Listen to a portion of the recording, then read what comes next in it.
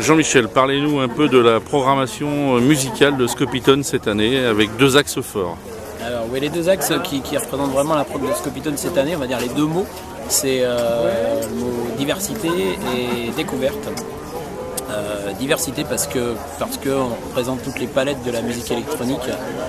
On fait le grand écart entre l'électro-expérimental de Candy Ray ou Karen Weir à l'électro-rock très déjanté de Cole Pumas ou Golden Teacher, en passant par l'électro très introspective de Sarr à l'électro-pop teinté de chansons et d'R&B à Christine and the Queen.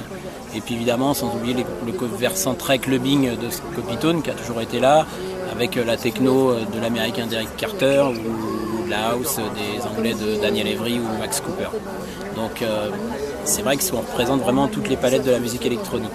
Le deuxième volet, c'est la découverte. Alors, et sur la diversité, je voulais juste aussi dire, c'est les provenances géographiques des groupes, puisqu'on a 14 pays représentés, dont des pays un peu atypiques comme la Russie, la Slovénie ou Israël, voilà, qui sont des artistes qu'on a de provenant de ces pays-là, qu'on a quand même peu l'habitude de voir sur des festivals généralistes ou spécialisés. Donc c'est vrai qu'on essaye d'aller fouiner, d'aller chercher des artistes d'autres pays qui ont des choses très intéressantes à montrer aussi.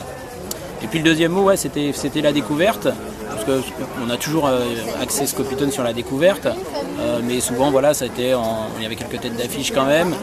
Cette année, on pourra vraiment pas nous reprocher d'être un festival de découverte, puisque sur la petite trentaine d'artistes musique représentés par exemple, il y a plus de 75% qui viennent de sortir un premier album ou qui vont le sortir au cours de l'année ou qui n'ont pas encore sorti d'album.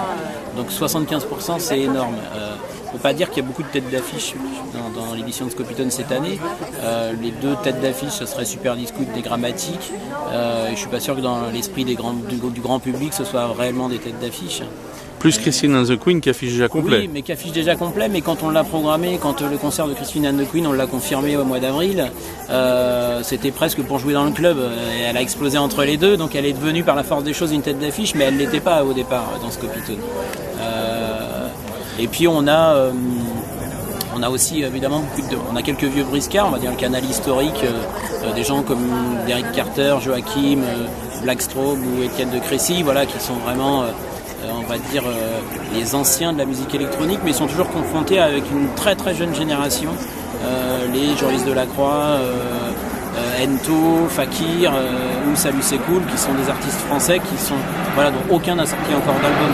Donc on est vraiment sur une génération très très jeune.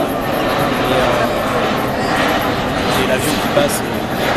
Et donc malgré le fait qu'on est vraiment axé sur un truc très découvert, je crois que le festival est vraiment installé et que le public nantais est en dehors de Nantes, parce qu'on a quand même des gens qui viennent, qui font un peu quelques kilomètres pour venir au festival maintenant aussi.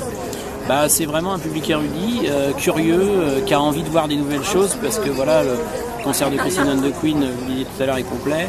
Et les deux nuits électro, pour la fin de la semaine, elles vont afficher complète aussi. Donc c'est quand même très très encourageant pour nous.